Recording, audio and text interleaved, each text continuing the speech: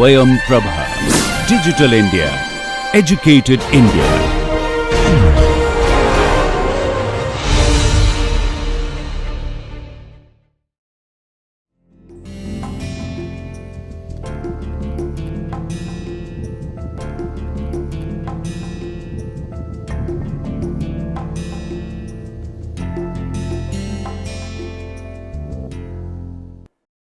नमस्कार। पिछले लेक्चर में हम लोग कुछ एरियाज़ के बारे में बात किया था कि कहाँ पे लैंडस्लाइड हैं और वो कौन से एरियाज़ हैं जो कि प्रभावित होते हैं लैंडस्लाइड से। तो आगे बढ़ते हैं। इसमें ये कुछ लिस्ट है एक आपकी जो कि डिज़ास्टर्स लैंडस्लाइड्स इंडिया में हुई हैं। तो ये 68 से लेके आपका 2016 तक की, हालांकि और भी अभी हो गई हैं और कुछ एक वीडियो हैं हम बताएंगे आपको, जो कि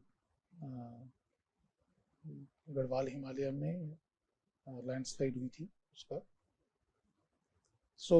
ये नेपाल का है दृश्य जहाँ पे लैंडस्लाइड की वजह से किस तरह का नुकसान हुआ है।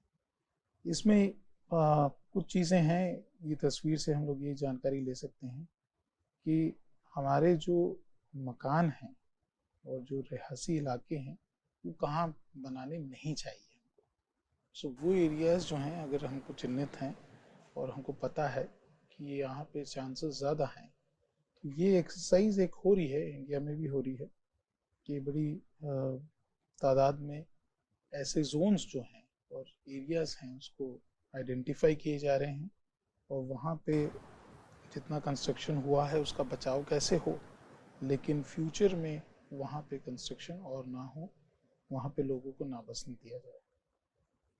इसी तरह से कुछ ये पुणे की हैं आपकी, 2014 में हुआ था जहाँ पे, तो काफ़ी नुकसान यहाँ पे भी देखा गया था करके।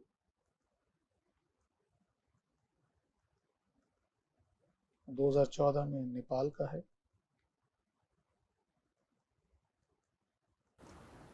और ये एक वीडियो है जो कि हमारा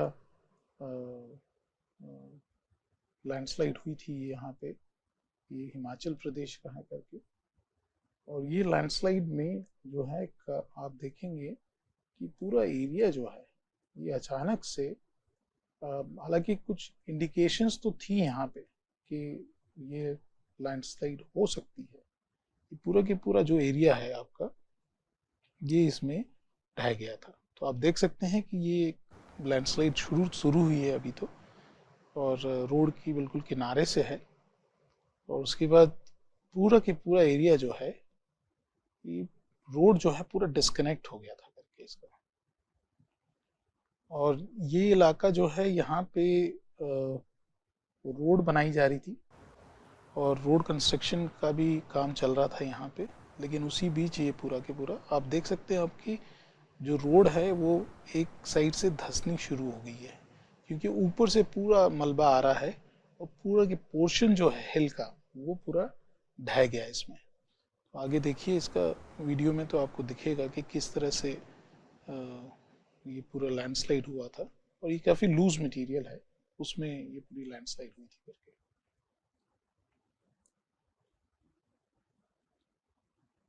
ये पूरा आप देखिए, अब ये जो है ये पूरा की पूरा एरिया नीचे जा चुका, रोड पूरा उसको तोड़ते हुए, तो ये पूरा एरिया जो है वो डिस्कनेक्ट हो गया था। आप देख सकते हैं दो छोर हैं रोड के, जो कि जिसके बीच से पूरी लैंडस्लाइड हो गई यहाँ पे।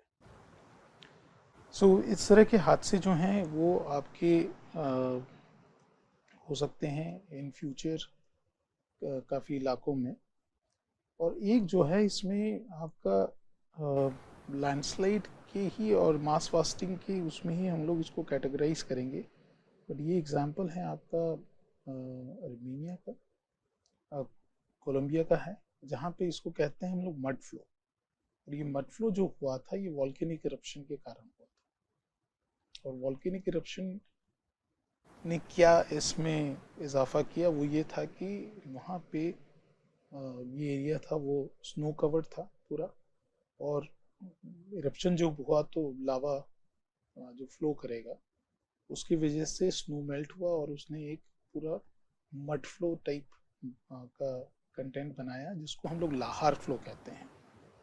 तो ये 1985 में आर्मेनियो कोलंबिया में ये इवेंट हुआ था। तो ये लाहर फ्लो की वजह से ये इशू आया था यहाँ पे और काफ़ी नुकसान इस एरिया में भी देखा गया था।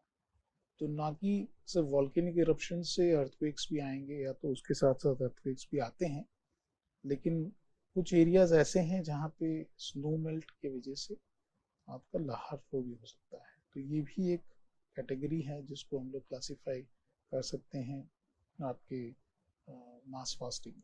एक और खतरा जो हमेशा बना रहता है वो क्लाउड बर्स्ट का है करके, और ये क्लाउड बर्स्ट का इवेंट एक्सपीरियंस किया गया था केदारनाथ में और ये हुआ था 2013 में। हालांकि ज़्यादा लोग नहीं मरे थे, लेकिन फिर भी हम लोग अगर कहें जो भी वहाँ पे पिलग्रिम्स थे जो गए थे वहाँ पे, उन करीब करीब 1000 लोग मारे गए थे। हो सकता है इससे ज़्यादा भी हों करके। मंदिर को कुछ नहीं हुआ था, लेकिन आसपास के इलाके जो हैं आप देख सकते हैं कि ये दोनों तस्वीर हैं, ये बिफोर है और ये आफ्टर है। तो आप देख सकते हैं कि पूरा की पूरा एक हिस्सा ये वाला ये पूरा इसकी चपेट में आया। और इस तरह का जो फ्लो होता है और या तो सेडिमेंट्स लेके आता है, इसको हम लोग कहते हैं डेब्रीज फ्लो।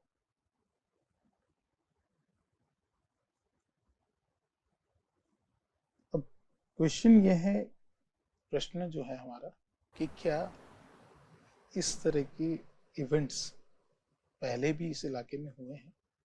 तो हम लोग जो हैं इस तरह का अगर इवेंट्स और जो स्टडी हुई उसके बाद ये पाया गया कि इस तरह के इवेंट्स पहले भी हुए हैं करके। तो आप इस तस्वीर में भी देख सकते हैं। तो यूजुअली ये देखा गया है जो जियोलॉजिस्ट होते हैं और या तो अर्थ साइंटिस्ट होते हैं करके, ये सेडिमेंट रिकॉर्ड्स को देखते हैं।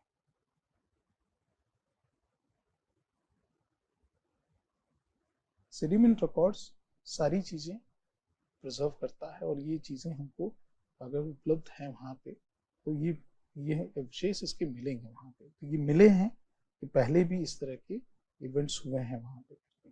ये बोल्डर डिपॉजिट जो आप देख रहे हैं ये करके इस तरह के वहाँ पे अवशेष मिले हैं। तो ये पहली बार नहीं हुआ, पहले भी इससे पहले भी हो रखा है। लेकिन अभी ये देखा गया है कि इस तरह के जो इवेंट्स हैं वो काफ़ी कॉमन इवेंट्स हैं और ये इसको हम लोग जो हैं ये एक्सट्रीम इवेंट्स में इसको हम लोग कैटेगराइज करते हैं। दूसरा एक है आपका चमोली का डिजास्टर है, जहाँ पे अगेन आउटबर्स्ट था, तो लेकिन ये ग्लेशियर का था। तो ये देखा गया है कि अगर हिली एरियाज है या तो माउंटेनियस एरियाज हैं वहाँ पे जहाँ पे ग्लेशियर्स हैं या तो फिर आपका नदी का बहाव है, तो कभी कभी ये होता है कि मान लीजिए कि नदी का बहाव है इस तरह से आ रहा है, तो साइड से लैंडस्लाइड होने के कारण कभी कभी ये एरियाज को ब्लॉक कर देता है करके। तो ये ब्लॉकिंग से ये आपका डैमिंग होगा। डैमिंग के कारण पूरा पानी नेचुरल डैमिंग हुआ है। वो आर्टिफिशियल डैम करते तो उसमें भी हम लोग पानी रोकते, ये नेचुरल डैमिंग हो गया। लेकिन ये नेचुरल डैमिंग जो है कभी ना कभी ब्रेक करेगा जो डैम है मटेरियल सीपेज के कारण या कुछ भी करके उसको, and that what we call outburst. Actually ये आउटबर्स्ट हुआ यहाँ पे नंदा देवी ग्लेशियर का, और इसके तहस नहस आप देख सकते हैं ये दिखाया है कि ये धौली गंगा रिवर पे एक हाइड्रो प्रोजेक्ट था। ये हाइड्रो प्रोजेक्ट जो है ये पूरा इसमें इसको काफ़ी नुकसान हुआ इसको करके। तो प्रश्न फिर से यही रहता है कि क्या हमने इन चीज़ों को ध्यान में रखा था पहले या नहीं जब ये कंस्ट्रक्शन हुआ, कि क्या इस तरह के जो ग्लेशियल आउटबर्स्ट हैं ये पहले देखे गए थे, एक्सपीरियंस किए गए थे या नहीं किए गए थे। ये एक बड़ा सवाल रहा है इसमें। सो अभी कुछ स्टडीज़ चल रही हैं जो NHPC भी चाहती हैं कि कुछ इंस्टीट्यूट्स जो हैं, जिसमें IIT कानपुर भी एक इंस्टीट्यूट है, वो इस तरह की एविडेंस और सिग्नेचर्स को आइडेंटिफाई करें पहले से कि यहाँ पे भी आपका जो ग्लेशियल पॉन्डिंग हो रखा है किसी एरिया में और ये फ्यूचर में आउटबर्स्ट होगा तो इसका इफेक्ट इन स्ट्रक्चर्स पे क्या होगा करके। क्योंकि ये बड़ा बड़ी तादाद में कोर्सर डिपॉजिट्स और सेडिमेंट्स को लेके आता है करके। उसके बाद कुछ बातें हैं फ्लड्स की जो कि कॉमन है काफ़ी, जैसे मैंने पहले भी कहा था कि जो अगर डिज़ास्टर की लिस्ट ले लें जिसमें अर्थक्वेक्स आ गए, आपके वॉल्केनिक इरप्शंस आ गए और सुनामीज आ गई आपकी, उसमें फ्लड जो है ये मोस्ट कॉमन है क्योंकि ये क्लाइमेट से रिलेटेड है और दूसरा ये सीजन से रिलेटेड है। तो ये सबसे ज़्यादा कॉमन इवेंट है जो कि हमारे देश में इससे हम प्रभावित होते हैं। सो ये है आपका, it include seasonal flooding, flash flood होता है और क्लाउड बर्स्ट भी हमने देख लिया जो एग्जांपल है केदारनाथ का करके। एंड अर्बन फ्लड्स जो है आपकी, बिल्कुल आप कहोगी ये तो मेट्रो सिटी है, लेकिन वहाँ पे भी होता है, दिल्ली में हुआ, आपका बॉम्बे में भी काफ़ी कॉमन हो गया है आजकल करके। सो रीज़न इसका एक मोस्ट अप्रोप्रिएट रीज़न वो है कि आपकी जो ड्रेनेज की फैसिलिटी है वो प्रॉपर नहीं है, इनएडिक्वेट है। जितना पानी आ रहा है उसको बहाने के लिए उतनी फैसिलिटीज है नहीं और इस वजह से काफ़ी कुछ एरियाज में फ्लडिंग का इश्यूज आते हैं। और कोस्टल एरियाज, अगर जो सिटीज कोस्टल जोन्स में दरियाई किनारे पे बनी हुई हैं करके, वहाँ पे ये टू फोल्ड इफेक्ट करता है करके, इन द सेंस कि अगर मान लो कि आपकी बाढ़ जो है या तो बाढ़ का पानी है वो टाइडल इवेंट्स के आसपास आया तो भी इसको अफेक्ट करेगा, हाई टाइड में आ रहा है करके तो इफेक्ट करेगा इसको। सो ना ही सिर्फ बारिश की वजह से फ्लड्स हैं या तो सीजनल हैं, हमारे फ्लड्स और भी होते हैं और टाइडल इवेंट्स की वजह से भी होते हैं और ये आपके इंक्लूड करते हैं ज़्यादातर हमारे यहाँ पे जो है वो साइक्लोन्स हैं इन द कोस्टल एरियाज। लेकिन मैं जो बात कह रहा था अभी कि जो फ्लड्स इवेंट्स अगर आपके टाइडल इवेंट के आसपास हैं जो कि हाई टाइड का है तो वो एरियाज को ज़्यादा इफेक्ट करेगा करके। ज़्यादातर ये देखा गया है कि from June to September each year rainfall in this southern Asia, ये इवेंट हमेशा इस दौरान देखे गए हैं। The rain are crucial to agriculture but at the same time poses hazard to the crop. काफ़ी नुकसान होता है कि हमारे जो भी एग्रीकल्चरल फील्ड्स हैं वहाँ पे भी डैमेज हुआ, लोगों को भी अफेक्ट किया, घरों को भी उसने बहा के ले गया। तो ये चीज़ें अमूमन पाई गई है करके। Floods often submerge fields, destroy buildings and contaminate drinking water also.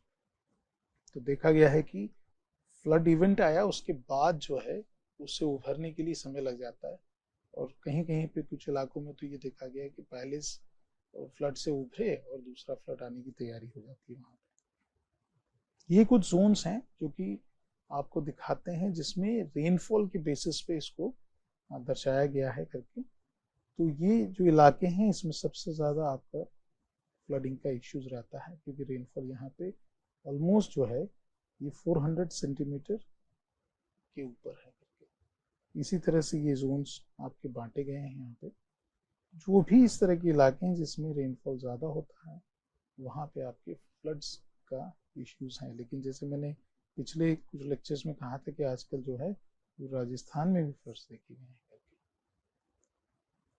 और ये बांटा गया है आपका इन क्लाइमेटिक जोन्स के हिसाब से ही है, जिसको हम लोग अगेन ये रेनफॉल के ऊपर ही है लेकिन इसके नाम दिए गए हैं एरिड, सेमी एरिड। एरिड मतलब पूरा ड्राई जहाँ पे वर्षा बहुत कम होती है करके, सेमी एरिड में, और सब ह्यूमिड और ह्यूमिड और पर ह्यूमिड जो है आपका इसमें सबसे ज़्यादा वर्षा होने का रहता है। सो ये सारे इलाके हैं जहाँ पे आप कह सकते हो कि ये ह्यूमिड और पर ह्यूमिड एरियाज हैं, वहाँ पे आपका चांसेस हैं कि ज़्यादा फ्लडिंग इवेंट्स होने के आपके। So in India regions like Bihar, Uttar Pradesh, Gujarat, Maharashtra are facing flooding problems every year. In addition, since last couple of years, Rajasthan and Kutch, जो कि एरिड सेमी एरिड के उसमें जोन में आता है, वहाँ पे भी आपको फ्लडिंग देखने को मिली है। और कुछ इलाके जो हैं जैसे महाराष्ट्र का हो गया आपका, ये तो इवन अर्बन सेटलमेंट्स में भी फ्लडिंग है, जिसको हम लोग कहते हैं अर्बन फ्लडिंग।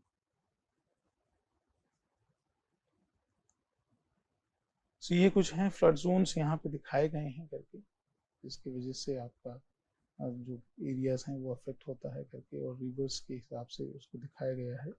ये ब्लू लाइन से हैं, हालांकि ये काफ़ी यहाँ पे छोटा आ रहा है, जब आपको स्लाइड्स में तो आप उसको बड़ा करके देख सकते हैं करके। ये है सूरत का, जो कि अगेन यहाँ पे एक जो था कि भैया आपका जो ये इलाका था, यहाँ पे तो कोई वर्षा इतनी ज़्यादा हुई नहीं थी, तो हुआ ये मेरे ख्याल से, मुझे अगर मैं सही याद रख रहा हूँ, तो 2006 का है मेरे ख्याल से, और फ्लड इवेंट है यहाँ पे। पूरा सिटी जो है वो काफ़ी अफेक्ट किया था। अब कहानी इसके पीछे ये है कि सूरत में बारिश हुई नहीं, तो भाई आपका कैसे यहाँ पे बाढ़ आ गई। तो सूरत जो है वो एक नदी है, वहाँ पे ताप्ती नदी, उसमें बसा है ये। तो ताप्ती पे एक डैम है, उकाई डैम, और ये उकाई डैम से यानी अपर रिचेज में जो कैचमेंट एरिया है उसमें काफ़ी वर्षा हुई थी, तो वहाँ से पानी छोड़ा गया। और ये पानी कब छोड़ा? जब हाई टाइड थी। तो हाई टाइड की वजह से पानी जो है, क्योंकि हाई टाइड में पानी ऊपर की तरफ आता है, लैंड की तरफ मूव करेगा, और एस्चुरी से होते हुए कुछ हद तक आपकी कुछ इलाका है वहाँ पे रिवर में भी जाएगा। तो ये इस वजह से यहाँ पे ये फ्लड हुआ, बल्कि यहाँ पे कोई इतनी ज़्यादा भारी वर्षा नहीं हुई थी। तो इसको हम लोग कहते हैं मैन मेड हज़ार्ड करके। तो ये समझना ज़रूरी है प्रोसेसेस का भी, कि अगर मान लो कि आपके डैम जो रिजर्वायर है उसमें अगर पानी अधिक हो गया है और वो खतरे के निशान से ऊपर जा चुका है, उसको छोड़ना ज़रूरी है, रिलीज करना ज़रूरी है, तो वो उस समय छोड़ा जाए। ये अमूमन जो कोस्टल रीजन्स हैं उसके लिए भी मैं बात कर रहा हूँ, तो उस समय छोड़ा जाए जब लो टाइड हो। ये हाई टाइड के समय इसको छोड़ दिया, और हाई टाइड में पानी जो अंदर जाने, समुद्र में जाने के बजाय बैक आया, और उसकी वजह से ये यहाँ पे इस एरिया में आपको फ्लडिंग मिली करके।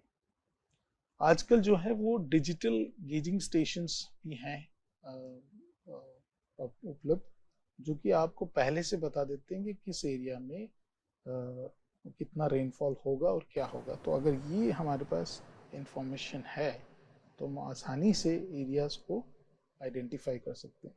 ये एक इवेंट आपका दिखाया है 2008 का है, जो कि कोसी रिवर का है बिहार में, जहाँ पे कोसी रिवर का जो एरिया है ये एक फैन एरिया है, हम लोग कहते हैं इसको, कोसी फैन है ये वाला पूरा एरिया। अब इसमें क्या है कि इसके फैन में आपकी काफ़ी चैनल्स यहाँ पे हैं, डिफरेंट चैनल्स हैं। अब फ्लडिंग के वजह से अगर एक्सेस पानी यहाँ पे आ गया, अभी प्रेजेंट चैनल ये है इसका, ये वाला, लेकिन ये टाइम टू टाइम जो है इसकी पुराने चैनल्स के थ्रू भी ये फ्लो कर जाती है। काफ़ी फ्लैट एरिया है यहाँ पे, ज़्यादा उसमें डेप्थ नहीं है चैनल की। तो ये 2008 में पानी सब यहाँ से बहने के वजह के अलावा ये सीधा सीधा इस एरिया से बह गया, ये पूरा एरिया को इसने अफेक्ट कर दिया यहाँ पे। तो ये चीज़ें भी कुछ एरियाज में जो हैं वो देखी गई हैं करके आपकी, इस तरह से ये ना होकर। ये नेपाल का है, फ्लडिंग इवेंट है आपका। तो मैं जैसे कह रहा हूँ कि गेजिंग स्टेशन जो हैं ये आपको ये भी, और जो सैटेलाइट डेटा है, तो अगर हमारे पास पुराना सैटेलाइट डेटा भी है उससे भी कंपेयर हम लोग करके देख सकते हैं कि कौन सा एरिया जो है पिछले फ्लड में अफेक्ट हुआ था। तो उसको हम लोग आइडेंटिफाई करके उस एरियाज में केयरफुली सेटलमेंट्स को अलाउ करें बसने के लिए, नहीं तो उस एरिया को छोड़। जैसे ये आप यहाँ देखेंगे तो ये 2003 तक का है यहाँ पे डेटा, और 1997 से लेके 2003 तक का है करके। सो टिल 2003 आप देख सकते हैं कि कौन सा एरिया जो था, ये अगेन कोसी का एरिया है, ये आपकी गंगा है, यहाँ से बह रही ये वाली गंगा है करके, ये वाला जो है ये कोसी है आपकी। तो आप इजीली आइडेंटिफाई कर सकते हैं कौन कौन सा एरिया जो था ये इन वर्षों में प्रभावित हुआ था 1997 से 2003 तक का। तो ये भी आप ये देख सकते हैं कि अगर हमारे पास सैटेलाइट डेटा है तो उससे आप कंपेयर करके आप एरियाज को आइडेंटिफाई कर सकते हैं। ये इसके बाद का है, 1999 से लेके 2009 तक का है करके। तो यहाँ पे भी आपको दिखाया गया है कि ये एरिया जो है ये पूरा प्रभावित हुआ था। डिफरेंट कलर कोड्स दे रखे हैं यहाँ पे। सो मैक्सिमम टाइम पे, और ये 2008 आप देखेंगे, 2000 ये वाला जो है, ये हम लोग एक स्लाइड जो अभी पिछले देख रहे थे वो ये पोर्शन है। तो ये एरिया जो है इसका प्रभावित हुआ था 2008 में।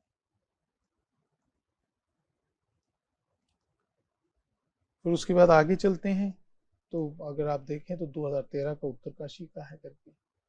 तो अगेन यहाँ पे ये क्वेश्चन है कि कहाँ पे कंस्ट्रक्शन किया जाए, और क्या ये कंस्ट्रक्शन जो किया था वो सही था कि नहीं, और क्या हमको इस बात का इल्म था पहले से कि यहाँ पे ये इस तरह का हादसा हो सकता है ड्यूरिंग मेजर फ्लड्स एक्चुअली। तो उसका बैकग्राउंड हिस्ट्री चेक करना बहुत ज़रूरी है किसी भी एरिया का। ये बात जब हम लोग फ्लड्स पे आएंगे तब भी बात करेंगे। लेकिन ये जो है नदी में पानी का बहाव बढ़ने की वजह से कटाई जो हुई है, उस वजह से आप देख सकते हैं कुछ घर जो है इसमें बिल्कुल लटके हुए पड़े थे और ये बह गए उसके साथ। ये वाला भी आप देख सकते हैं यहाँ पे। और ये नीचे जो लो लाइंग एरियाज हैं वहाँ पे तो काफ़ी सीवियर इफेक्ट हुआ था 2013 में।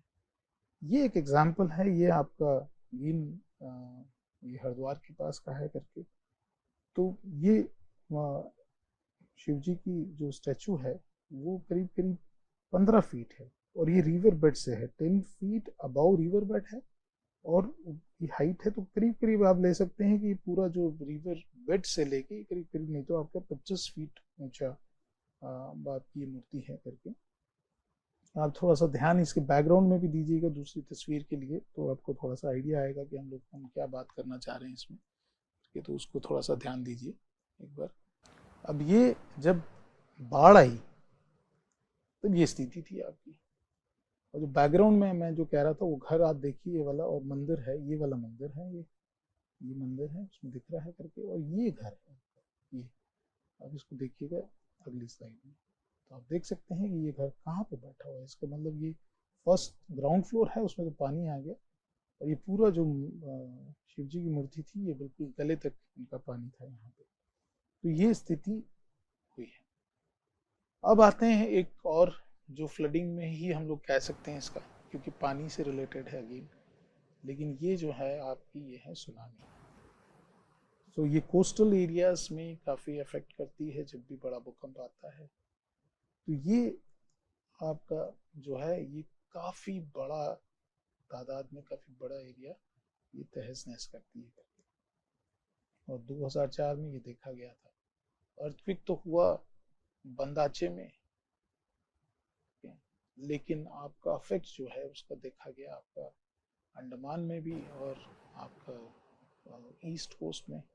और ईस्ट कोस्ट में आपका ये चेन्नई का फोटोग्राफ है जहाँ पे ये आया था। समय था हमारे पास बचाने का, लेकिन तब अर्ली वार्निंग सिस्टम्स नहीं थी हमें। तो ये भी एक कोस्टल फ्लडिंग में ही आता है। ये 2004 का फोटोग्राफ है जो हम लिए थे जाके। ये कार निकोबार जो एरिया है वहाँ का है। जब मैं सुनामी में बात करूँगा तब इसके बारे में हम लोग बात करेंगे, लेकिन इसमें मतलब जो सुनामी आई वो तो बाद में आई, उससे पहले जो है कंपन हुई अर्थक्वेक से। ये अर्थक्वेक से जब कंपन हुई और उसके बाद जो सुनामी जनरेट हुई, उसने, हम लोग कहते हैं इसको, टू फोल्ड अफेक्ट किया, यहाँ पे इस एरिया को अफेक्ट किया, और काफ़ी लोग इसमें मारे गए थे। ये एरिया का इशू था। यहाँ पे पूरा की पूरा जो कंपन की वजह से घर टूटे, और उसके बाद पूरे एरिया बह गए। और कुछ एरियाज जो हैं ये बड़े अर्थक्वेक जो आते हैं, जो जिसको हम लोग कहते हैं मेगा अर्थक्वेक्स। मेगा अर्थक्वेक्स में आपका एरिया धंसता भी है, उठता भी है। तो ये एरिया जो था पोर्ट ब्लेयर का, ये धंस गया, पूरा एरिया जो है ये धंसा था। और जो नेक्स्ट पिक्चर है वो हमारा ये वाला जो है, ये है आपका कैम्बल बे, जो कि सदर्न मोस्ट पॉइंट हम लोग कहते हैं इंडिया का। ग्रेट निकोबार भी कहा जाता है इसको। ये वहाँ का है जहाँ पे आप देख रहे हैं कि ये हमने जो फोटोग्राफ लिया है ये एयरप्लेन से लिया है। तो वहाँ पे आप देखेंगे काफ़ी घर जो है, क्योंकि ये एरिया धंस गया था यहाँ पे, तो उस वजह से भी अफेक्ट हुआ। ये है 2011 का तोहोकू अर्थक्वेक का है, जहाँ पे इसका रनअप था, जो हम लोग कहते हैं हाइट, ये था करीब करीब 39 मीटर्स का था। और ये इनलैंड जो वेव ट्रैवल किया, सुनामी ट्रैवल किया, वो 10 किलोमीटर। तो टाइडल इफेक्ट, या तो आपका हम लोग कह रहे हैं कि जो साइक्लोनिक की वजह से जो टाइड जनरेट होती है या तो वेव जनरेट होती है, वो इतना लंबा इलाका को नहीं तहस नहस करती है, वहाँ पे फ्लडिंग नहीं करती है। लेकिन सुनामी जो है वो काफ़ी अंदर तक जाके नुकसान कर सकती है। तो 10 किलोमीटर तक आपका ये इफेक्ट था। ये हालत थी वहाँ पे कि काफ़ी एरियाज जो हैं पूरा मलबे में बदल गए थे, घर सारे टूटे हुए थे। और हाइट इतनी ज़्यादा थी पानी की कि उन्होंने जो बोट्स थी उसको भी अपने साथ कैरी किया। और कहीं पे तो ये देखा गया कि घर के ऊपर ये बोट बैठी हुई है। तो आज हम लोग यहीं रुकते हैं, और फिर हम लोग आगे चर्चा करेंगे। इस पे कुछ पॉइंट्स बचे हैं, तो हम लोग नेक्स्ट अपने लेक्चर में इस पे बात करेंगे आगे। So thank you so much. नमस्कार।